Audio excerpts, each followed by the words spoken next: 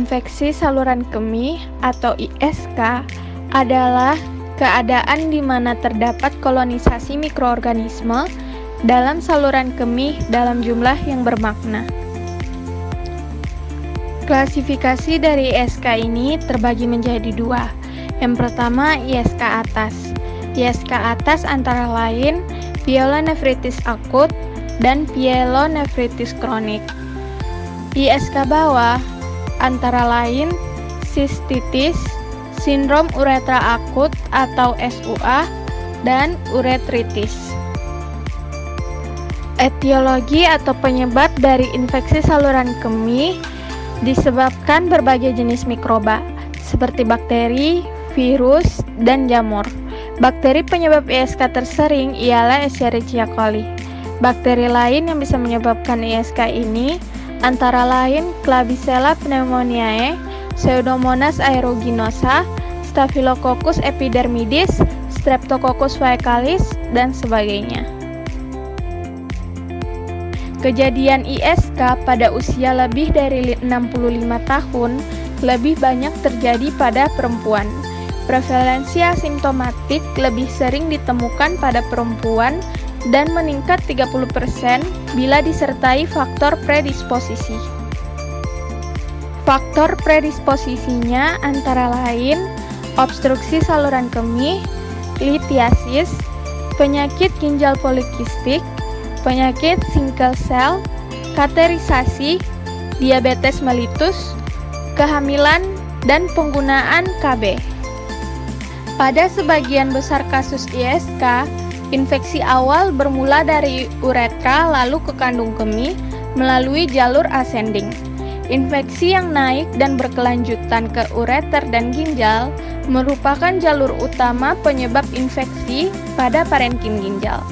Hal ini memberikan penjelasan yang logis terhadap tingkat kejadian ISK yang lebih tinggi pada wanita, di mana saluran uretra wanita yang lebih pendek dibandingkan pria akan memudahkan bakteri untuk menginfeksi saluran kemih.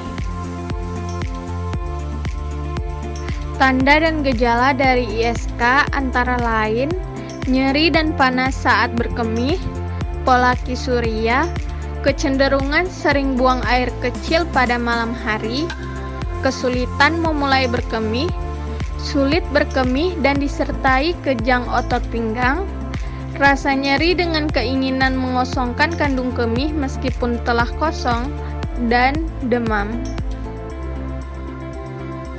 Diagnosis pasti ISK ditegakkan berdasarkan biakan urin, urinalisis, pemeriksaan darah, beserta gejala ISK. Dalam pemeriksaan itu didapatkan bakteri tunggal lebih dari 10,5 CFU per mililiter urin, silinder leukosit, leukosituria lebih dari 5 sel per lapangan pandang, dan uji nitrit positif. Prinsip manajemen ISK antara lain intake cairan, antibiotik, dan jika perlu terapi simptomatik alkalinisasi urin.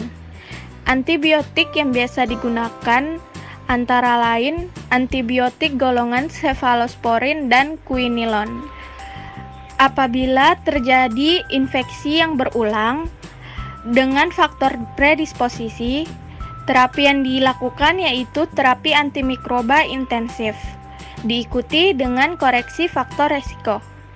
Apabila tanpa faktor predisposisi, dilakukan asupan cairan yang banyak, cuci setelah senggama diikuti terapi antimikroba takaran tunggal, dan terapi antimikroba jangka lama sampai 6 bulan. ISK terbagi menjadi dua. Yang pertama ISK sederhana atau uncomplicated. ISK ini adalah ISK akut tipe sederhana atau sistitis, yaitu non-obstruksi dan bukan perempuan hamil, merupakan penyakit yang ringan, tidak menyebabkan akibat yang lebih lanjut.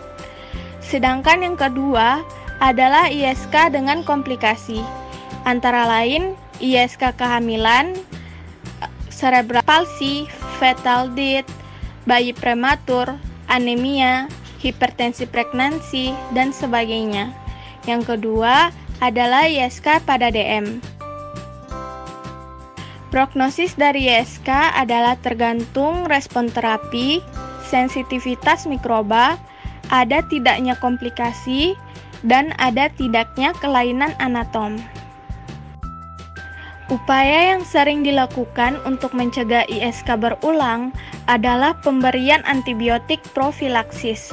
Pencegahan kekambuhan ISK dapat juga dilakukan dengan pemberian probiotik, cranberry, imunostimulan, dan vaksin.